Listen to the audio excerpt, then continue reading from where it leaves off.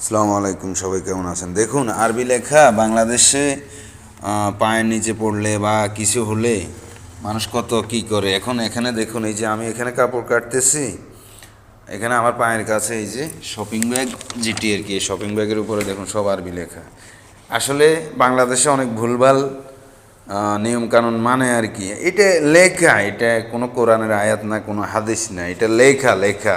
কারণ এই দেশ আরব, এখানে সব তো আরবি। সুতরাং এটা নিয়ে কোনো ধরনের কোনো ভয় নেই, কোনো চিন্তা নেই। যাই হোক, সবাই দোয়া করবেন। আমি এই দোকানটাতে আছি কাটিং মাস্টার হিসেবে, আলহামদুলিল্লাহ ভালো স্যালারিতে আছি। আপনারা যারা আমাকে আগে থেকে চিনেন তারা হয়তো চিনেন, আমি আসলে প্রফেশনাল টেইলার বা টেইলার মাস্টার। দেশে কিন্তু আমার কম্পিউটার ফটোকপির দোকান ছিল, কম্পিউটার ফটোকপির দোকানটা সেল করে আমি সৌদি আরব চলে আসি। যাই হোক, এই আর কি, দোয়া করবেন সবাই। হ্যাঁ, আসসালামু আলাইকুম।